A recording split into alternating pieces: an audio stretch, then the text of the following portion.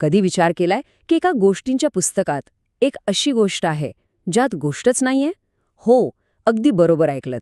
चला तर मग आज आपण एका अशाच विचित्र प्राचीन साहित्यिक कोड्याचा छडा लावूया. हे बघा, हे आहे ते मूळ लिखाण, क्रमांक 508, पंचपंडित जातक.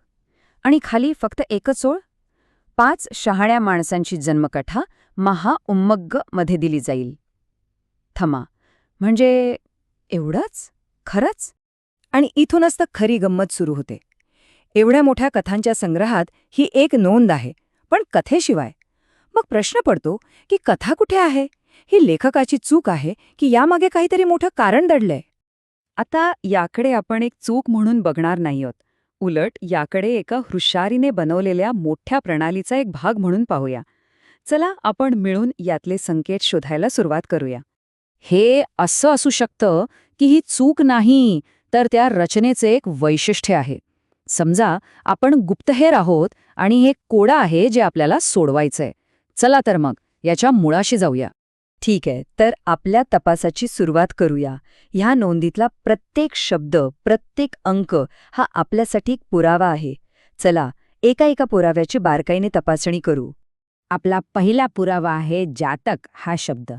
जातक कथा म्हणजे बुद्धांच्या पूर्वजन्माच्या कथा. म्हणजेच सरळ सरळ हिशोब आहे. इथे कथा हवीच होती, मग ती गेली कुठे? पुढे कथेचं नाव आहे पंचपंडित जातक, म्हणजे 5 शहाण्या माणसांची जन्मकथा. कथेचं नाव इतकं भारी आणि प्रत्यक्षात मात्र काहीच नाही.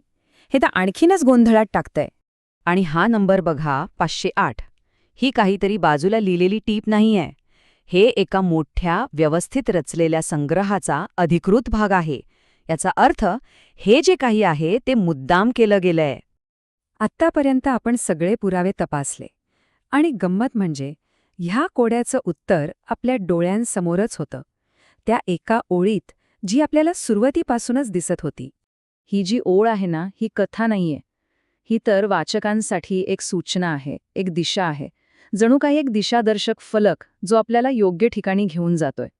आणि इथेच आपल्याला सगळा उलगडा होतो. ही नोंद कथा सांगण्यासाठी नाहीच आहे, ती फक्त एक दिशादर्शक आहे, एक प्राचीन काळातला क्रॉस रेफरन्स. हे असं आहे जसं की रस्त्यावर एक पाटी लावली आहे की पुढचं गाव 5 किलोमीटर.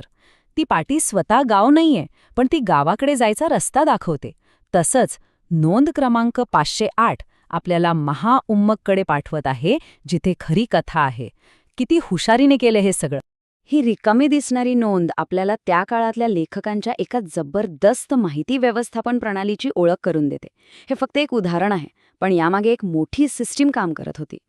जरा विचार करा, शेकडो कथा गोळा करायच्या, त्यांना नंबर द्यायचे आणि मग पुन्हा पुन्हा तीच गोष्ट लिहू नये म्हणून अशा प्रकारे एकमेकांना जोडायचं. काय जबरदस्त सिस्टीम आहे ही. यामुळे झालं काय, तर कथा परत परत लिहावी लागली नाही, हस्तलिखितावरची मौल्यवान जागा वाचली आणि सगळ्या संबंधित कथा एकमेकांशी छान जोडल्या गेल्या. खरं तर हे त्या काळातलं हायपरलिंक होतं, नाही का?